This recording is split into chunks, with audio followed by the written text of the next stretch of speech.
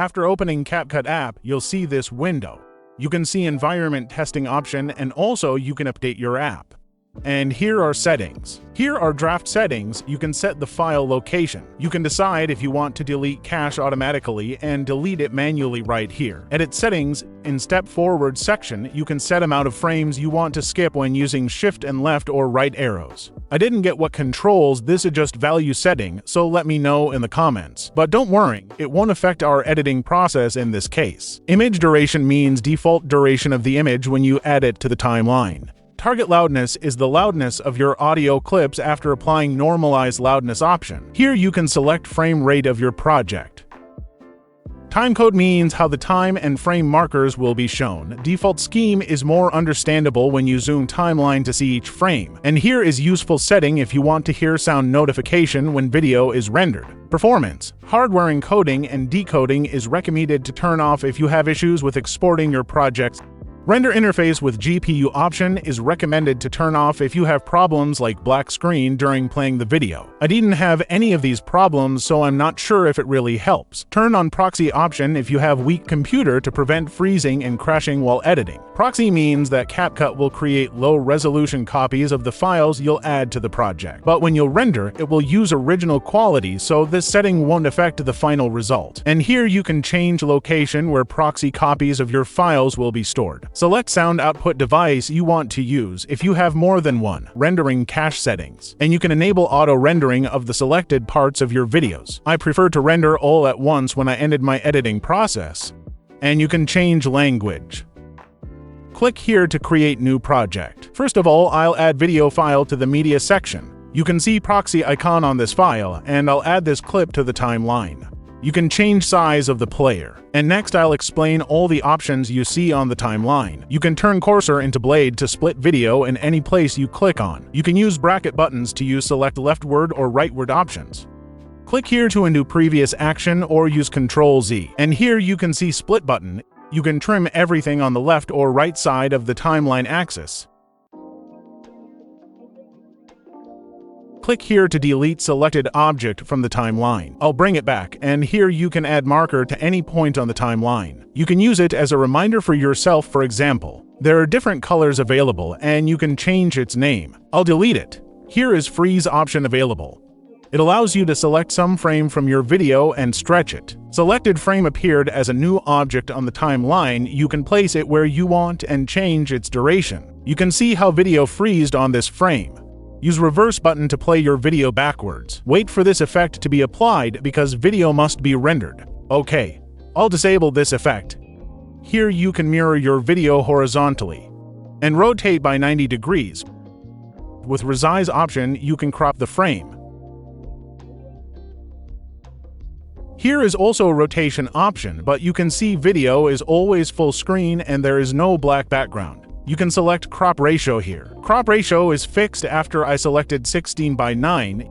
You can reset all the changes here, and you can scroll through your video here. I'll press reset and close this window. Here are track settings. You can lock it, which means that you won't be able to modify any objects on this track.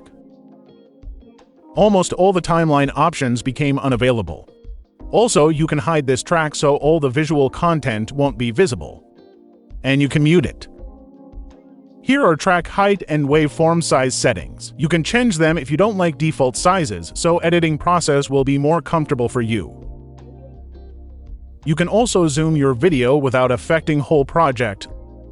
So this zoom will be visible only during the editing process. And you can change aspect ratio of your video here.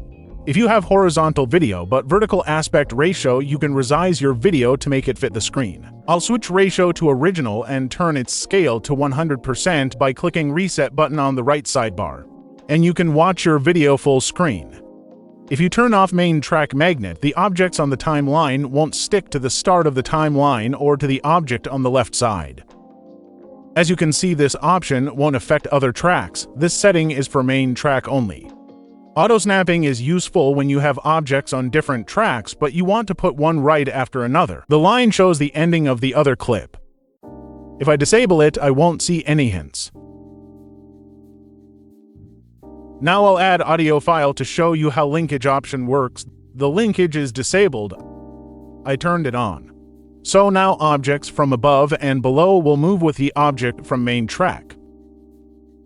But if I move object from the track above, nothing happens. Linkage works only if you move objects from the main track. And axis preview. When I move cursor, there is yellow axis moves together with it. If I turn this option off, this preview axis will disappear. You can click here to see the whole timeline. You can zoom the timeline using this slider or with Control plus mouse wheel. You can zoom until you'll see single frames on the timeline. And now look at this right sidebar. When no object is selected, it's Details tab. Here you can see and modify project settings. You can change its name. Draft file location can't be changed, obviously. You can enable copy media to project if you don't want to lose your files if something happens to them in the original folder somewhere on your device.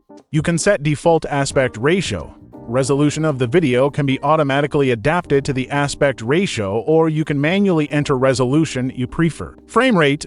Color space is a specific organization of colors. If you have problems like washed out color, you can try to change color space. I recommend you to keep Arrange Layers option turned on because you'll simply have more freedom to move objects of different types between tracks. In Performance tab, you can disable proxy mode and set quality of the proxy copies of your files. You can rearrange windows as you want. For example, in this case, right sidebar can be placed to the left side, so video player window will be bigger. If I select some object on the timeline, Details tab turns into settings of this chosen object. Here you can see video, speed, animation, and adjustment tabs. In video tab settings also divided into groups. First, you can change scale of your video. Use slider or enter target value and percents manually. By disabling uniform scale, you can change height and width separately so you'll be able to stretch video vertically or horizontally. Position shows shift of your video on the screen by X and Y axis. 0 means that it is perfectly centered. Here you can set rotation angle of your object.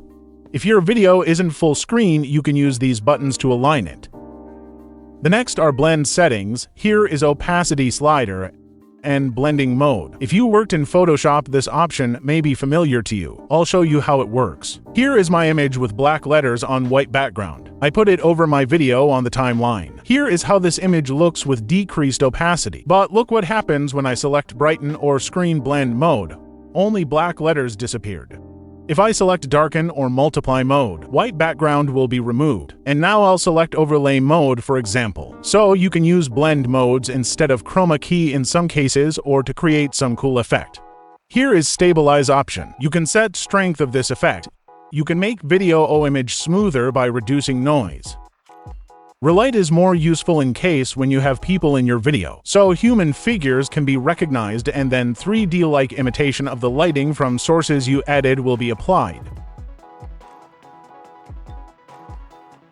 Auto reframe. If you want to make vertical video from horizontal one, this option allows you to make it automatically. You can automatically remove flickers from your clip. You can select mode and intensity. Motion blur effect. Canvas means the background behind all the objects on the screen. First option is blurred version of your video. My video isn't full screen now, but there is no default black background. Here are variations with different amount of blur. You can select specific color for your background.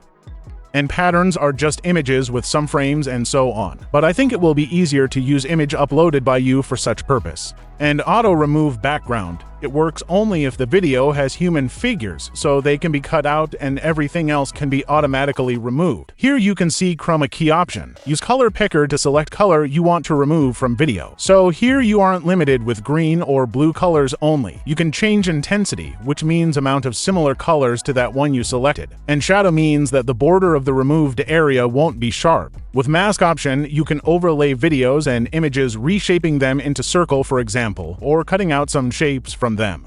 I added image over my video and added circle mask to it. Here is example how it looks. Okay, I'll delete my image from the timeline. Here are retouch options. Obviously, it works if there are people in your video, but in my opinion, it isn't really helpful. The next is speed tab. You can speed up your video up to 100 times. You can decide if you want to keep pitch or it will be higher as your video speeds up. You can slow your video down, but as you can see, video isn't so smooth now. So you can enable smooth slow-mo option. Optical flow allows to get better quality. Here is Curve tab. With this setting, you can gradually speed up and slow down parts of your clip, creating so-called speed ramp. There are a few presets. After selecting one, you'll see this area where you can manually adjust curves. When curve goes up, video speeds up. When it's going down, video slows down. I'm sorry, video here looks laggy because of my screen recorder.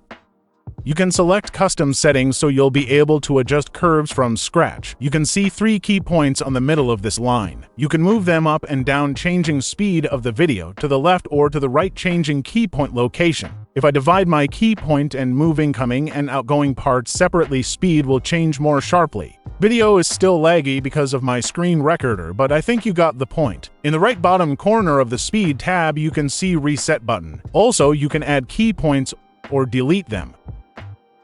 And don't forget that you can edit all of these presets. And now I'll disable all these speed settings and go to Animation tab. There are in, out, and combo effects. Okay, let's pick something. You can change animation duration with this slider. The longer it lasts, the slower it gets. In and out animations are for appearing and disappearing objects respectively. Combo animations include both. You can adjust duration of starting and ending parts of the animation. I forgot to disable previous animation, so I'm going to do this now. So after doing this, I can set the duration of the starting part of the combo effect freely. And Adjustment tab. It allows you to make color grading manually. First, you can see LUT section. LUT is lookup table, which means it tells video editor how to change color of each pixel of your video. So this is kinda downloadable color preset. I don't have any LUTs on my device, so this section will remain empty. Skin tone protection is useful if you have human figure in your video. So it will be recognized and its natural skin colors will be saved, while you'll be able to color grade anything else on the screen. Here are color settings. With temperature, you can add more cold blue colors or warm colors like yellow and orange. Tint adds greenish or some purple overlay. And saturation. This particular video looks nice after I boosted color saturation. By setting saturation to minimum value, you can make your video black and white. Lightness adjustments. You can see pretty common settings like exposure, contrast, highlight, shadow, whites and blacks, and brilliance. The next is effects section. Here is sharpen option. Clarity is a little bit similar to contrast setting, but it is softer. You can add noise to your video by increasing particles value. You can make video look faded out. And here are 2 variations of vignette. The next useful option is HSL menu. In this tab, you can select some of these colors: red, orange, yellow, green, etc. And then using these sliders, you can edit corresponding colors in your video. By selecting orange colors, I can change colors of the sky and sun because in this case, they have a lot of orange colors. If I select cyans only, this foggy part of the city will be edited. Here are curves. Luma is brightness. In the left bottom corner, there are darkest colors, and in the right upper, there are brightest ones. By dragging up or down endpoints of this curve, you can limit the most bright and darkest colors of your video. For example, when I drag highest point down, the brightest colors can't be brighter than the level where I leave this point. You can also add points by clicking on the curve and adjust middle tones. You can reset all the changes you made. With Color Picker, you can detect brightness of selected pixels. Here is point that corresponds selected area. You can delete points by right-clicking on them. Here is how you can reverse brightness of your clip. Next, you can see red, green, and blue curves. They work in the same way as first one, but you control amount of one of these colors instead of brightness. You can use Color Picker here too. Here I reduced amount of red in the skies, which is one of the brightest parts of the image. And here is how to invert all the colors in your video. You just have to invert all the curves. Here is the result.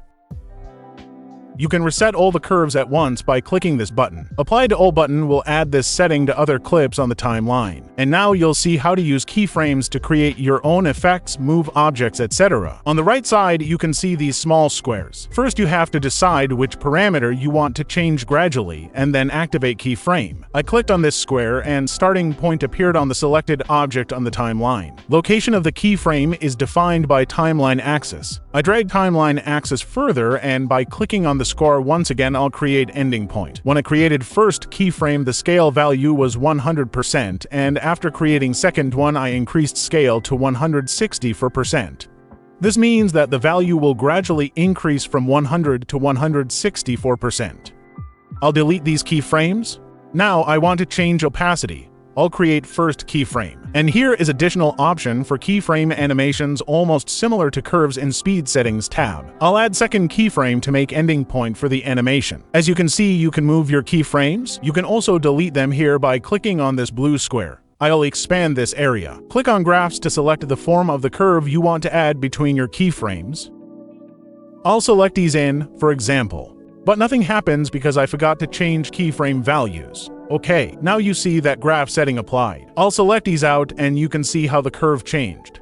You can adjust curves manually too. You can see that value of the second keyframe changes when I move it vertically. I'll hide my keyframe animation and remove these two keyframes. You can combine several settings in one keyframe. For example, I'll enable keyframe on the scale setting and opacity at the same time, but ending point shouldn't be the same for both of them. I created second keyframe. Here scale will be changed to 164%. And I'll create third keyframe. It will be ending point where opacity will be decreased to 78%. You can see that scale stopped increasing in the middle of the video while opacity continues decreasing until it reaches third keyframe. When timeline axis reaches first keyframe, these two settings are highlighted. Then it reaches second keyframe and scale setting is highlighted, so scale hits its lowest value and stops changing. And you can see that only opacity value changes now until timeline axis in line with third key point. And from this point to the end of this clip, all the parameters will be unchanged. Now I'll disable all the keyframes. On the right upper corner of the player, you can see menu. First option is color oscilloscope. Here is how it looks. I'll disable it. Preview option allows you to decide if you want to keep the full quality of the video while playing it or best performance to prevent lags. In case when you use proxy, full quality means quality of the proxy copy of the video. Also, you can export frames of your video as still images. I selected right frame and clicked to export it. Here you can set name of the file, export location, resolution, and format. Import project means automatically add this image to the media tab of your project. Here is my image. It is easier to edit your video if you know some keyboard shortcuts. Here you can see a list of them. They are divided into few groups. Here you can create different sets of keyboard shortcuts. You can change all the settings to default here. By clicking on the shortcut, you can modify it, but you have to be signed into your account to save your custom shortcuts. There's no screen recorder in this CapCut app, but you can record audio here. You can change volume, turn on echo reduction, mute all the other sounds of your project while recording. Enhance voice option will try to make different aspects of the sounds better automatically. Just click on this red button to start recording. Click the same button to finish recording. You can move and edit voiceover as regular audio clip. I won't use this voiceover, so I'm going to remove it. I'll add background music instead. First of all, you can change loudness of your clip on the timeline. But it's easier to do this here on the right sidebar. Here is volume slider and here fading in and fading out options. You can also control fading on the timeline. Normalize loudness means that loudness of your clip will be adjusted to the previously defined default value. I shown setting of target loudness value in the beginning of this video. Enhance voice option is similar to such setting in voice recording tab. You can reduce noise. Enable vocal isolation if you want to use vocals separately from the music. Channels is very useful feature in some cases. You can see two options, fill right with left and fill left with right. You can use them if some sound appears only in left or right channel, or if the whole audio has only one channel right or left. Voice changer is set of effects you can apply to your audio clip. For example, low will lower pitch of your audio. High will do the opposite. This is voice filters tab, voice characters. You can apply them to your voiceover and cringe generator called speech to song. And speed setting. You can select any object on the timeline and deactivate it by pressing V. Deactivation means it won't be visible and its sound will be turned off. Press the same key to activate them or right-click on the object and click on the deactivation option. You can group objects on the timeline, so you have to select objects you want to group and right-click on them. Click on Group option. Now if I click on one of them, all the group will be selected. You can move whole group at once and you can see how the right sidebar changed. There are only transform options available here. Okay, I'll add image to the timeline and show you how to create compound clip. First, you have to select objects you want to create compound clip from. Right-click and create compound clip. You can see that my video clip and image I added to the timeline became one object. Audio clip is not the part of compound clip. It moves together with compound clip only because linkage is turned on. You can see that you can edit compound clip as usual video clip. Double-click here to get inside of this clip so you'll be able to edit objects of which it is composed. I'll get back to main timeline by clicking here. And I'll undo compound clip. Another useful feature is object replacing. You can drag object from the media tab to replace clip that already is on the timeline. In this case, I replaced video clip with image, and you can decide if you want to apply all the effects to the object you added. You can also use free stock media. Here you can expand list of different types of stock materials. Here you can find green screen videos with different objects, background videos, and more. Okay, I'll add this video to the timeline. Obviously, you can edit the stock media in the same way as your own. Now I'll go to the Audio tab. Music tracks for some reason don't want to load now. Here are sound effects you can add to your video. They are divided into different groups. You can run copyright check for your audio before publish it somewhere. With this feature, you can detach audio from imported video. Here you can get access to TikTok sounds, but you have to be signed in to your account. Text tab. First, I'll add this default text to the timeline. Now I can edit it. Here is rotation feature. And you can resize text area. Enter your own text here. Select fonts. Font size.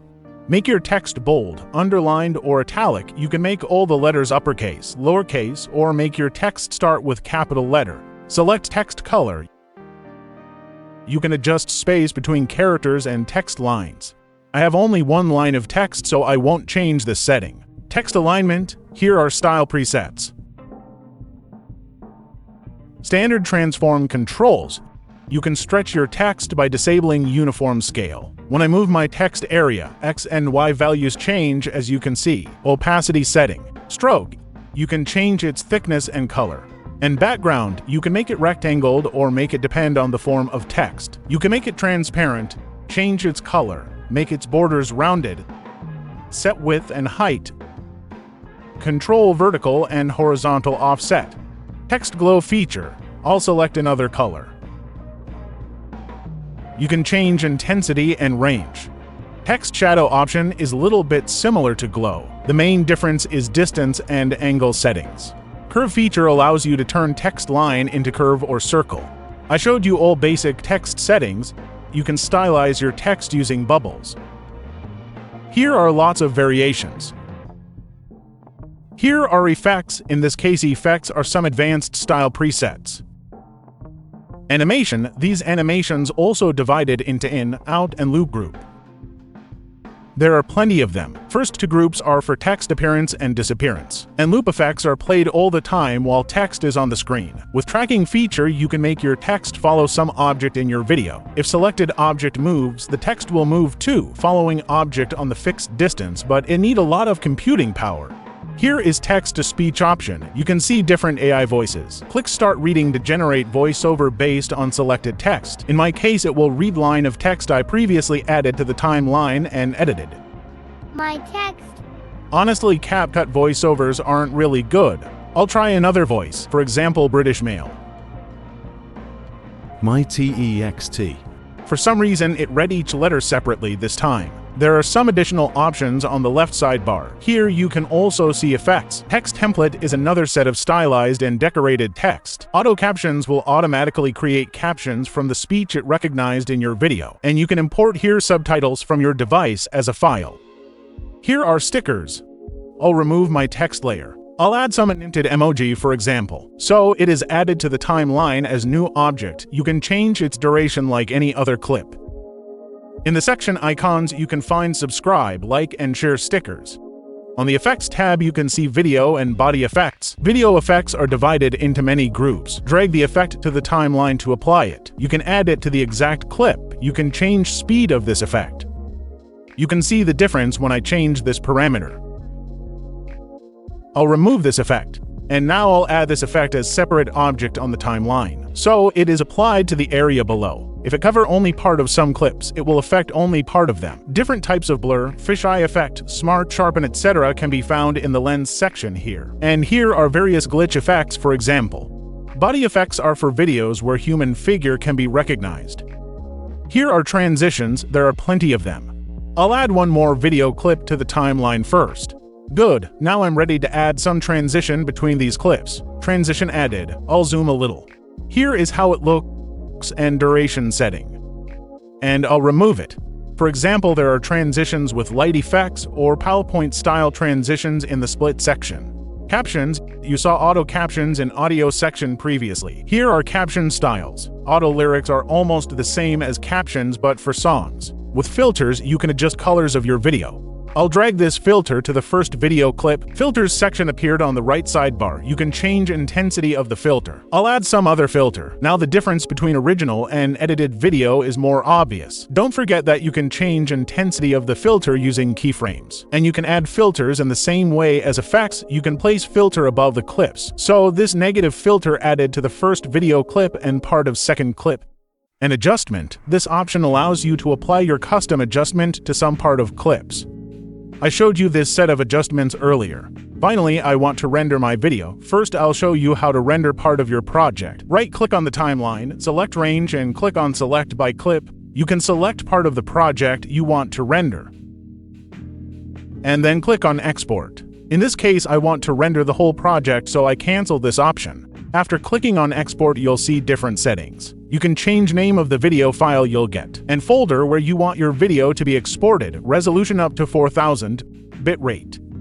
Codec is algorithm that creates video from your project. H.264 is most common codec, and it's widely supported by video players. HEVC, also known as H.265, is newer codec that creates video of the same quality as H.264, but with smaller file size. A V1 is even more efficient than other codecs, but you have to know that these two codecs require a lot of computing power and may not be supported by some video players. I personally use HEVC for all my videos because when I used H.264, my video sometimes had visual artifacts. I don't have such problem with HEVC. MP4 are typically more compressed and smaller in size, while MOV files are often higher in quality and larger in size. You can set frame rate up to 60 FPS. You can export audio as file in different formats, or export GIF but only in small resolutions.